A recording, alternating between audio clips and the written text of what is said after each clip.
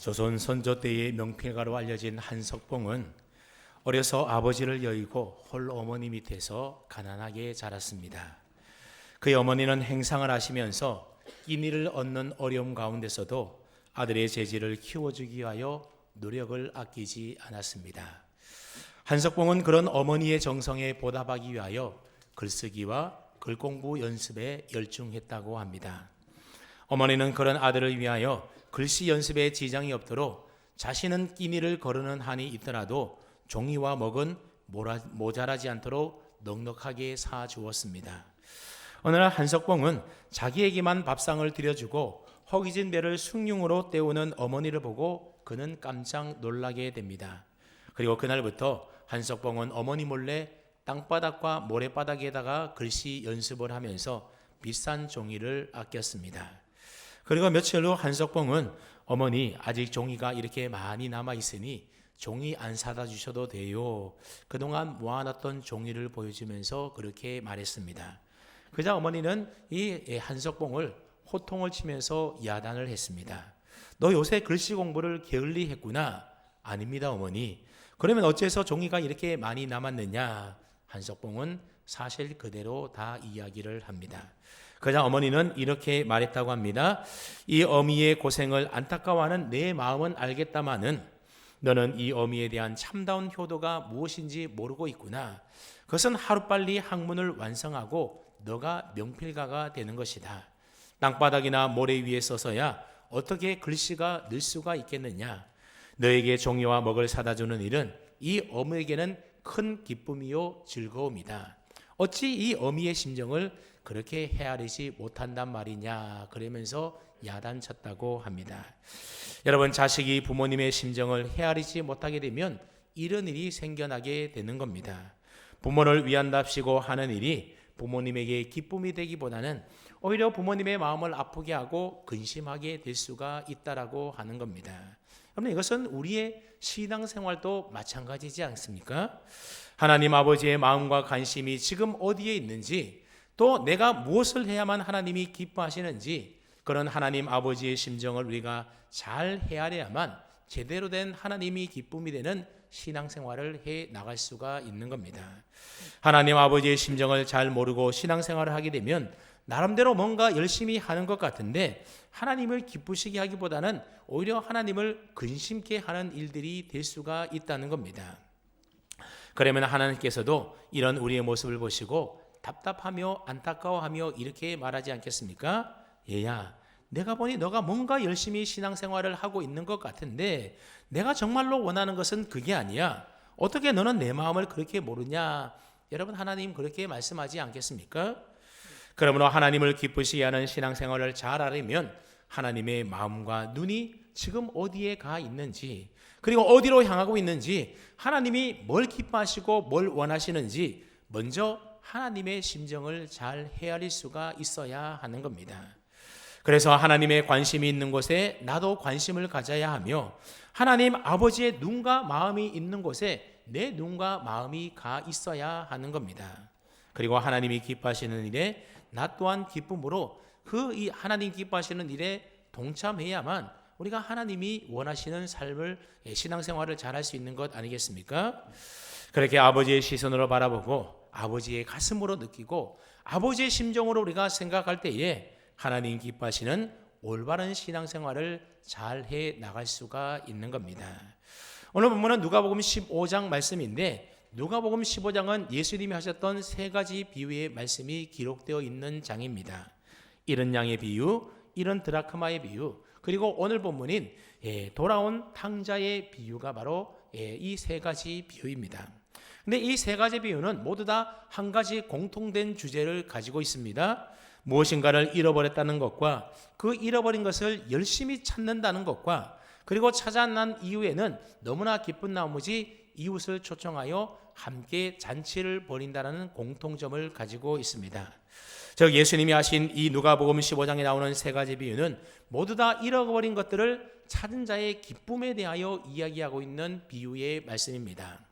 아마 여러분들도 한 번쯤 물건을 잃어버린 경험들이 다 있을 겁니다. 특별히 우리가 잘 잃어버리는 것 가운데 하나가 뭔가 하면 우산 잘 잃어버리지 않습니까? 저희 집에도 우산을 몇 개나 사놨는데 나중에 보면 우산이 다 어디 갔는지 다 잃어버렸더라고요. 특별히 비 오는 날 우산 들고 나가면 그러다가 날이 개면 어떡합니까? 우산을 어디 다른 데 뒀다가 나중에 잃어버리는 경우들이 얼마나 많은지 모릅니다. 근데 요즘 사람들은 예전에 비하여 잃어버린 물건을 되찾기 위하여 별로 애쓰지 않는다라고 합니다. 그래서 분실물 센터에 가보게 되면 주인이 찾아가지 않는 분실물들이 가득가득 있다고 합니다. 근데 만약 잃어버린 물건이 정말로 귀하고 소중한 것이면 여러분 그거 찾지 않고 그냥 가만히 내버려 두겠습니까? 만약 그 잃어버린 것이 사랑하는 내 자녀나 내 손주자라면 여러분은 어떻게 하시겠습니까? 아마 모든 수단과 방법을 다 동원해서라도 찾고 또 찾고 찾을 때까지 아마 계속 애쓰고 힘쓰지 않겠습니까? 요즘에는 잘 보지 못했는데 예전에는 전기요금 고지서라든지 또는 수도요금 고지서에 보게 되면 미아를 찾는다면서 이렇게 사진이 나와 있고 언제 잃어버렸다, 나이는 어세다, 특징은 뭐다 이런 것들이 기록되어 있는 것들이 종종 볼 수 있었습니다. 그곳에 실린 미아들을 보게 되면 최근에 실종된 미아들이 아니라 벌써 오래전에 실종된 미아들을 찾는 내용들이 대부분입니다. 그래서 잃어버린 지 10년도 훨씬 넘는 미아를 지금 또 찾고 있더라고 하는 거죠. 여러분, 자식을 잃은 부모는 결코 그 자식 찾기를 포기하지 않는 법인 겁니다. 아마 여러분들도 예전에 전국을 떠들썩하게 했었던 대구 개구리 소년 실종 사건 다 기억나지 않습니까? 그 부모들은 잃어버린 아들들을 찾기 위하여 생업도 포기하고 11년 6개월 동안 연인원 50만 명을 동원해서 이 대구 일대를 사차치 다 수색하며 찾으러 다녔다고 합니다. 그래서 어디에 누군가 이런 소식을 들었다면 또 그곳에 가보고 또 찾아보고 전단지를 돌리고 그러면서 계속해서 11년 이상을 찾고 또 찾았다는 겁니다. 아마 그들의 죽음이 발견되지 않았다라고 한다면 지금까지도 계속 찾고 있었을지도 모릅니다. 여러분, 이게 바로 잃어버린 자식을 향한 부모의 마음 아니겠습니까? 그렇습니다. 부모는 결코 잃어버린 자식을 포기하는 법이 없는 것입니다. 오늘 본문의 탕자의 비유에 나오는 아버지의 심정도 똑같다라는 거죠. 오늘 본문 앞에 보게 되면 어떤 사람의 둘째 아들이 아버지를 쫄라서 자기 몫에 돌아올 유산들을 챙겨가지고 먼 나라로 떠나게 됩니다. 그리고 그곳에 가서 허랑방탕하게 살면서 그렇게 아버지에게 갖고 왔던 유산들을 재산들을 다 몽땅 허비하여 다 날려버리고 말았습니다. 그의 졸지에 거지꼴이 되고 만 것이죠.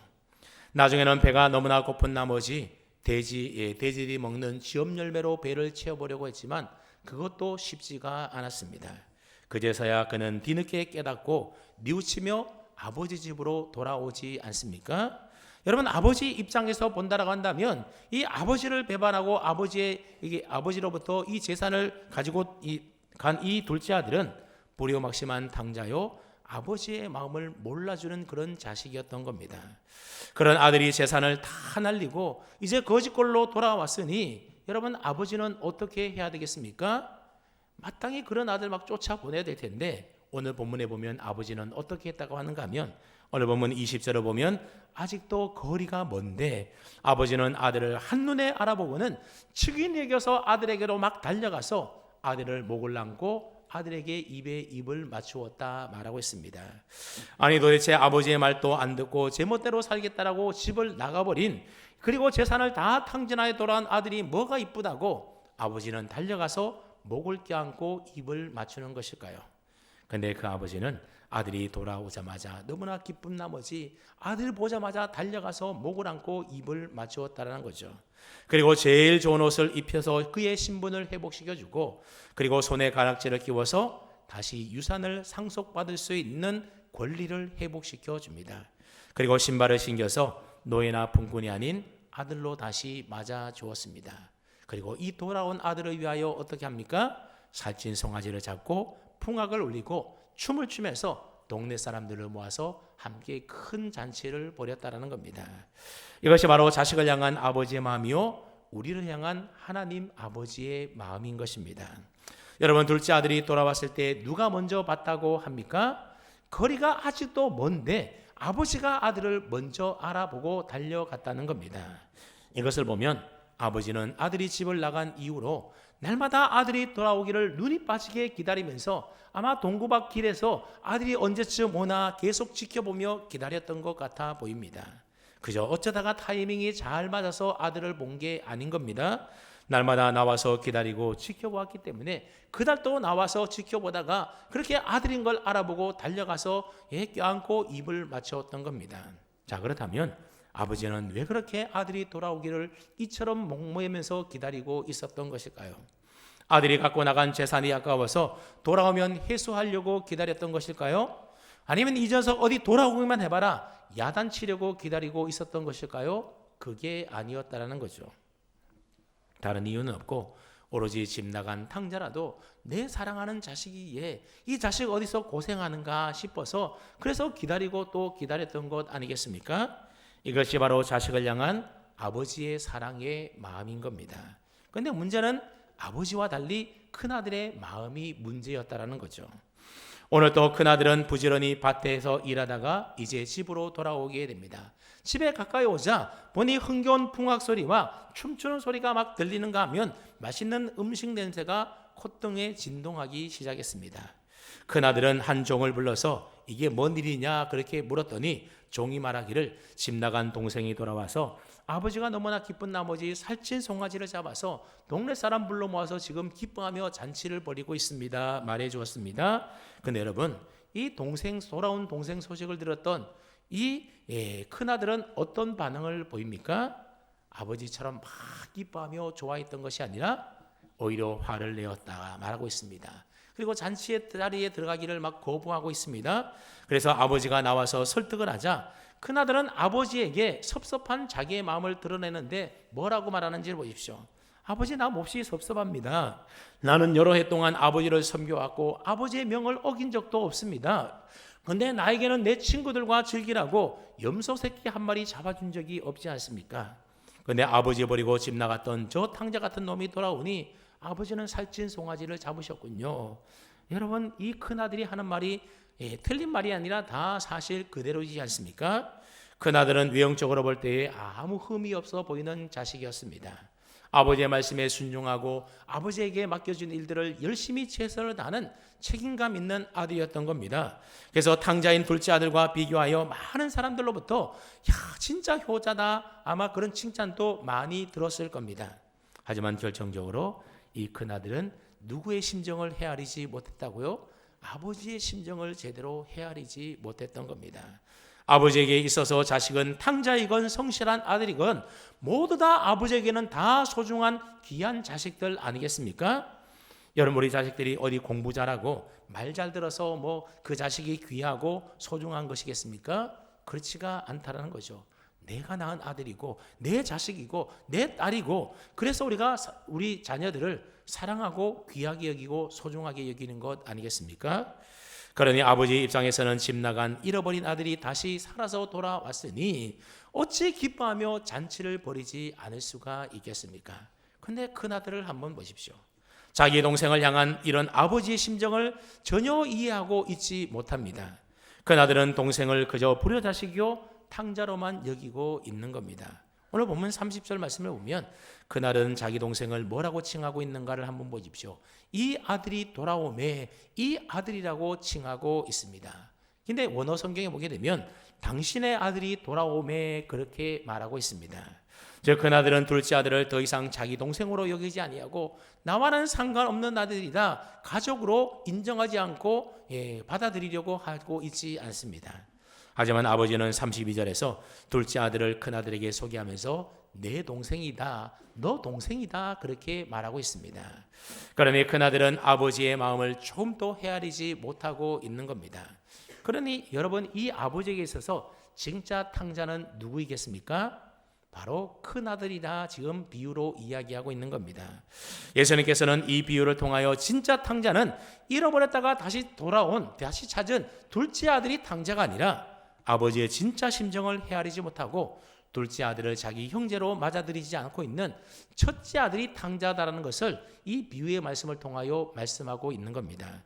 그 이유가 누가복음 15장 1절로 3절에 기록되어 있는데 우리 한번 누가복음 15장 오늘 본문 앞에 있죠. 1절로 3절 말씀 앞에 자막이 있으니까는 함께 읽어봅니다. 시작.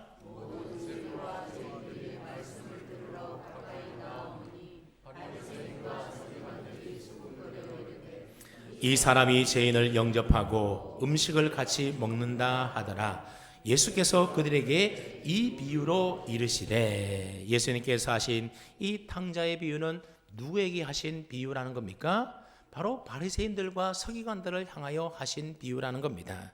세리와 죄인들이 예수님의 말씀을 들으려고 나오게 되자 바리새인과 세인들이 예수님을 향하여 비난하면서 예수님이 죄인들을 영접하며 죄인들과 함께 음식 먹는다 하면서 예수님을 막 비난하기 시작했습니다. 그때 예수님께서는 그런 바리새인들과 서기관들을 향하여 말씀하신 비유가 바로 오늘 누가복음 15장에 나오는 세 가지 비유고, 오늘 본문의 탕자의 비유도 바로 이때 하신 말씀인 겁니다. 자, 그러니까 예수님의 말씀을 들어 나온 세리와 죄인은 아버지 집을 떠났다가 그렇게 해서 탕자로 살다가 이제 다시 아버지 집으로 돌아온 둘째 아들이 누구라고요? 이게 바로 세리와 죄인이었다라는 겁니다. 반면에 바리새인과 서기관은 어떤 사람들이었습니까? 아버지 집에서 열심히 일하고 있지만 아버지의 심정을 헤아리지 못하는 큰아들과 같은 사람들이 바로 바리새인과 서기관들이었다는 겁니다. 그리고 아버지에게 문제 아들인 탕자는 돌아온 둘째 아들이 아니라 결국 누구라고 예수님이 말씀하고 계시는 겁니까? 아버지와 함께 있지만 잃어버린 아들을 향한 이 아버지의 심정을 헤아리지 못해서 둘째 아들을 외면하고 받아들이지 않고 있는 바로 큰아들이 그야말로 탕자라는 겁니다.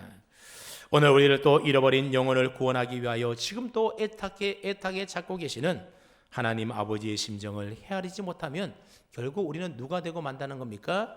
큰아들과 같은 탕자가 되고 만다는 것이죠. 예수님은 잃어버린 영혼을 향한 하나님 아버지의 심정을 너무나도 잘 알고 계셨습니다. 그랬기에 잃어버린 영혼을 구원하시기 위하여 하늘보자 모든 영광을 다 버리시고 낮고 낮은 인간의 몸으로 이 세상에 오셔서 자신의 생명까지 아낌없이 십자가에 내어주신 것 아니겠습니까? 그것도 모자라서 자신의 뒤를 이어 영혼 구원 사명 잘 감당하라고 마태복음 28장 18절로 20절에 지상 명령을 유언처럼 우리에게 남겨주신 것입니다. 그럼에도 불구하고 예수님을 믿고 따르는 많은 우리 그리스도인들이 영혼 구원에 대하여 아예 무관심하거나 또는 전도에 대하여 아주 부담스럽게 여기면서 전도하는 일을 하지 않는 사람들이 많이 있다는 겁니다. 미국의 찰스 알렌이라는 박사가 미국 전역의 크리스천들의 표본으로 신앙 상태를 조사하여 발표한 적이 있습니다. 자신이 크리스천이라고 밝힌 사람들을 대상으로 해서 진행된 조사였는데 응답자 중에 20%는 자기는 예수는 믿지만 교회는 다니지 않는다라고 대답한 사람이 20%나 되었다고 합니다. 그리고 30%의 성도들은 기도할 줄 모르며 기도를 배울 생각도 없다, 그렇게 응답했다고 합니다. 또 35%의 교인들은 일주일 중에 성경을 한 장도 읽지 않으며 40%의 교인들은 헌금 생활을 잘 하지 않는다라고 대답했고 75%의 교인은 교회 출석하는 것 외에는 교회에서 아무 일도 하지 않는다라고 대답을 했습니다. 그리고 85%의 교인은 단 한 명도 전도하려고 시도를 해본 적이 없다, 그런 대답을 했다고 합니다. 그리고 그러나 100%의 응답자들이 다 그럼에도 불구하고 나는 천국에 가고 싶다, 그렇게 대답을 했다고 합니다. 여러분, 85%의 교인이 단 한 명도 전도하려고 시도조차 해보지 않았다고 하는 이 조사 결과가 충격적이지 않습니까? 이건 다 미국 교인이니까 그렇게 말할지도 모르겠지만 사실 우리나라도 별로 차이가 나지 않더라는 겁니다. 한국교회 미래를 준비하는 모임인 한미준에서 한국갤럽과 공동으로 한국 교인들의 신앙생활에 대한 실태를 조사한 적이 있습니다. 한국교회 미래 리포트라고 하는 조사 결과에 따르게 되면 나는 지난 1년간 누군가를 전도하여 교회에 데려간 적이 있습니까? 라고 하는 이 질문에 대하여 그렇다고 대답한 교인이 얼마였는가 하면 26.4%였다고 합니다. 그런 일이 없다라고 대답한 교인들은 73.6%나 되었다고 합니다. 그러니까 교회에서 교회 출석하는 교인들 가운데 전도하는 사람은 4명 가운데 1명 정도는 전도하고 있고 나머지 4분의 3의 교인들은 하나님 아버지의 심정을 헤아리지 못해서 전도하는 일에 무관심하다는 겁니다. 자, 그렇다면 우리는 왜 이처럼 전도를 잘 하지 못하는 걸까요? 왜 전도에 대하여 무관심한 것일까요? 물론 여기에는 여러 가지 이유들이 있을 수 있겠지만 잃어버린 아들을 찾는 아버지의 심정이 없기 때문에 아마 그 이유가 가장 큰 이유이지 않겠습니까? 쉽게 말하면 남의 영혼에 대하여 별로 관심이 없다는 겁니다. 무관심하다라고 하는 거죠. 남이야 지옥에 가든 말든 나만 예수 잘 믿고 나만 구원받으면 되지 다른 사람들은 알게 뭐야, 이런 마음이 우리 마음속에 있다라는 겁니다. 주가는 영혼에 대한 뜨거운 열정과 사랑과 관심이 전혀 없습니다. 구원받지 못하여 지옥 가는 인생에 대하여 불쌍히 여기며 긍휼히 여기는 마음이 전혀 없기 때문에 그렇습니다. 바로 첫째 아들의 심정이 이런 심정이었던 거죠. 이들은 그저 교회 열심히 나오고 봉사 잘하고 헌금 생활 잘하고 그러면 신앙생활 잘한다라고 착각을 하게 된다는 거죠. 그러나 그렇지 않습니다. 신앙생활 잘하는 사람은 어떤 사람이라고요? 아버지의 심정을 가지고 하나님의 시선으로 죽어가는 영혼을 바라보는 그 사람이 바로 하나님이 기뻐하는 사람이고 하나님의 마음에 합한 사람입니다. 왜냐하면 하나님 아버지의 마음은 죽어가는 영혼 구원하는 그 일에 온 관심이 있기 때문입니다. 신앙생활은 주님을 닮아가는 삶이요 하나님의 뜻을 이루며 살아가는 삶이지 않습니까? 그러므로 하나님의 관심이 있는 곳에 나도 관심을 가져야 되고 하나님의 눈과 마음이 있는 곳에 내 눈과 마음이 향해야 하는 겁니다. 또 하나님이 기뻐하시는데 나 또한 기뻐하며 하나님 기뻐하는 그 일에 나도 함께 동참해야 하는 겁니다. 그래서 아버지의 눈으로 바라보고 아버지의 가슴으로 느끼고 아버지의 심정으로 생각하는 것이 바로 올바른 신앙인의 자세라고 하는 겁니다. 여러분 모두가 다음 주에 있을 새생명 VIP 초청 전도 주일에 잃어버린 양을 찾는 목자의 심정으로, 잃어버린 드나크마를 찾는 그 여인의 심정으로, 잃어버린 아들을 찾는 아버지의 심정으로 천하보다도 귀한 생명 초청하여 아버지 하나님 아버지의 기쁨이 되는 그러한 저와 여러분 되기를 축복합니다. 아멘. 우리가 전도를 어려워하고 전도를 잘하지 않는 두 번째 이유는 뭔가 하면 전도는 어려운 것이기 때문에 나 같은 사람은 할 수 없다라는 생각을 갖고 있기 때문에 그렇습니다. 대부분의 성도들이 전도는 어렵고 힘들다라고 하는 생각이 그 머릿속에 생각 속에 고착되어 있습니다. 전도는 어렵고 힘들다라고 하는 이 잘못된 고정관념을 우리가 깨트려야만 전도를 할 수가 있게 되는 겁니다. 그래서 심리학자들의 연구에 따르게 되면 사람이 30세까지 형성되어 있는 고정관념은 쉽게 바꾸어지지 않는다고 합니다. 여기 계신 분들 다 30세 넘었으니 이미 고정관념이 머릿속에 잡혀 있다는 거죠. 그 고정관념이 우리의 생각 속에 고착되어 있기 때문에 우리는 잘 전도하기가 어렵다라고 하는 거죠. 고착되어 있는 이 고정관념을 깨트리려면 우리의 생각을 바꿔야 되는데 여러분 생각을 바꾼다는 것이 말처럼 그리 쉬운 일이겠습니까? 전도는 어렵다, 전도는 힘들다, 나는 전도할 수 없다라는 이 머릿속에 그런 생각이 자리 잡고 있으면 정말로 전도할 수가 없게 되는 겁니다. 그러므로 이런 고착된 생각을 우리는 속히 바꾸어야 하는 겁니다. 여러분 전도는 내가 하는 것이 아니라 누가 하는 것이라고요? 하나님이 하는 겁니다. 미시오 데이라는 말이 있는데 하나님의 선교라고 하는 말입니다. 옛날에는 선교사들이 다 내가 열심히 하면은 선교할 수 있다 그랬는데 언젠가 보니까는 내가 선교하는 것이 아니라 하나님이 선교하더라는 거죠. 그래가지고 선교의 방향이 틀이 바뀌게 되는데 그게 바로 미시오 데이 하나님의 선교라는 겁니다. 여러분 전도도 마찬가지입니다. 전도 내 열심으로 내가 하는 것이 아니라 하나님이 하셔야만 그 일을 우리가 할 수가 있는 겁니다. 나는 다만 하나님의 도구로 사용될 뿐 전도는 하나님이 하신다. 그런 생각을 우리가 바꾸어야 하는 겁니다. 여러분 사도행전 8장에 보게 되면 초대교회 7 집사 중에 하나였던 빌립이라는 이 집사가 에디오피아 여왕의 내시를 전도하는 장면이 기록되어 있지 않습니까? 그때 빌립이 어떻게 전도를 합니까? 주의 사자가 빌립에게 광야로 가라고 그렇게 마음에 감동을 주었더니 그리고 그 감동에 순종하여 갔더니 그곳에서 에디오피아 내시를 만나게 되고 그에게 복음을 전하게 되고 그가 전도를 받고 세례까지 받게 되었다라고 하는 거죠. 사도행전 16장에 보게 되면 사도 바울이 마게도냐 빌립보 성에 가서 자주 장사했던 루디아에게 복음을 전하고 그에게 세례를 주는 장면이 기록되어 있습니다. 근데 사실 사도 바울은 이 마게도냐에 있는 빌립보 성에 갈 생각조차 하고 있지 않았습니다. 다른 곳에 가서 복음을 전하려고 했었는데 환상 중에 성령님이 마게도냐라고 와서 복음을 전하라고 하는 겁니다. 그래서 마게도냐인이 건너와서 우리를 도우라고 하는 그 환상을 보고 어떡합니까? 그래서 성령의 인도하심을 따라 사도 바울은 마게도냐 빌립보 성에 가게 되었고 그곳에서 복음을 전하여 자주장사 루디아와 빌립보 감옥에 있던 간수와 그의 가족들에게 다 복음을 전하고 그들이 다 예수 믿고 세례를 받고 그래서 세워진 교회가 어떤 교회라고요? 그 교회가 빌립보 교회였던 겁니다. 전도가 어렵고 힘든 것은 내가 한다라고 생각하기 때문에 어렵고 힘든 겁니다. 그런데 전도는 내가 하는 것이 아니라 누가 하는 것이라고요? 하나님이 하시는 일이라는 겁니다.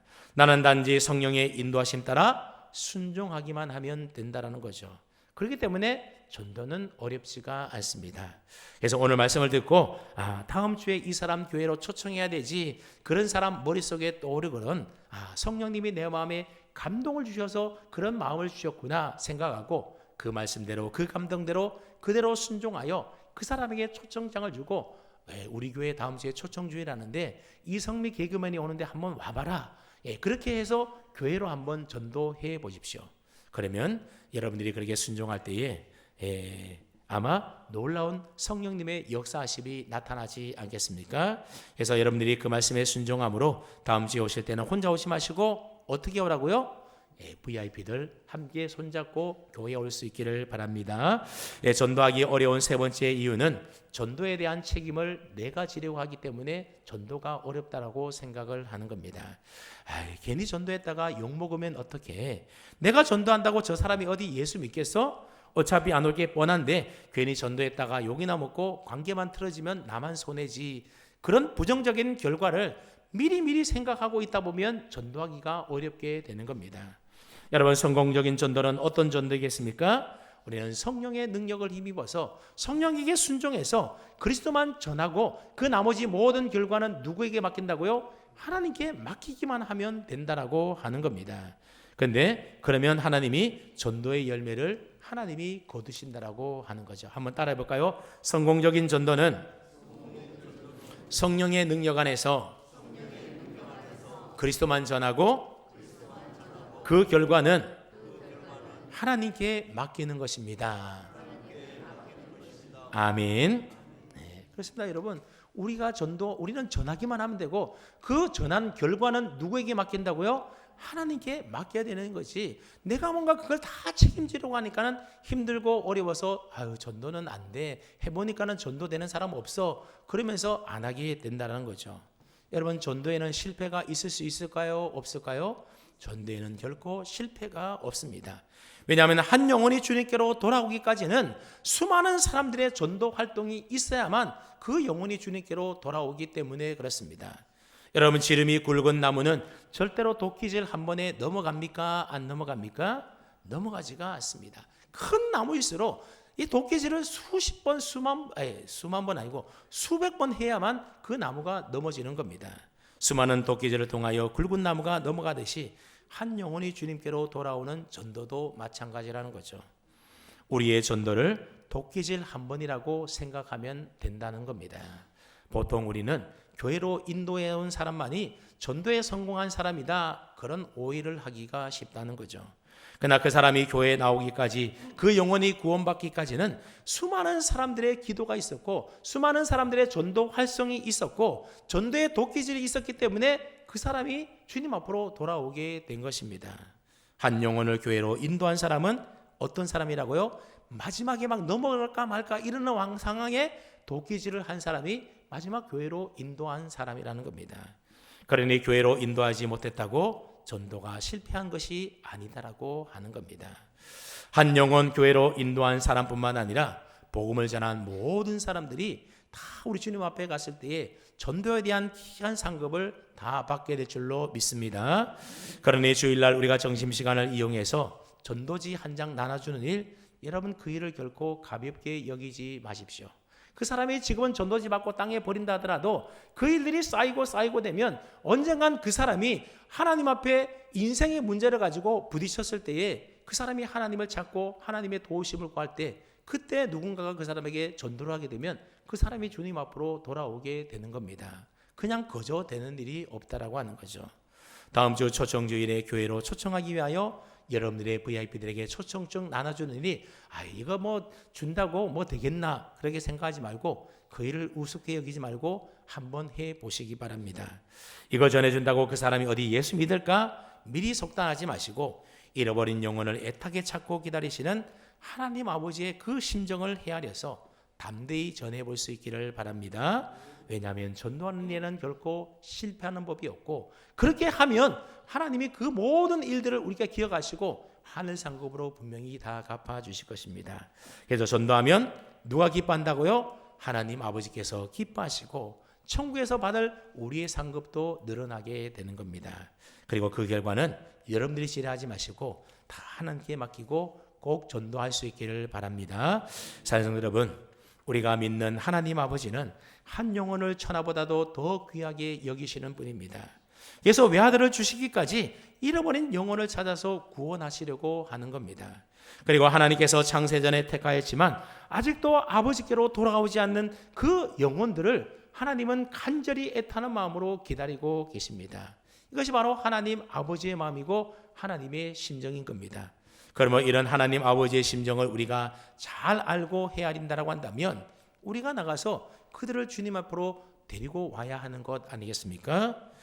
이제 한 주일 남았습니다. 마지막 한 주간 동안 여러분들의 VIP들을 위하여 기도하시고 또 전화도 해보시고 문자도 보내고 또 찾아가서 초청장도 전해주면서 다음 주일 우리 교회 개그우먼 이성미 집사가 오는데 꼭 한번 와보라고 그렇게 권면하고 초청할 수 있기를 축복합니다. 그래서 다음 주에 오실 때는 혼자만 오지 마시고 어떻게 하라고요?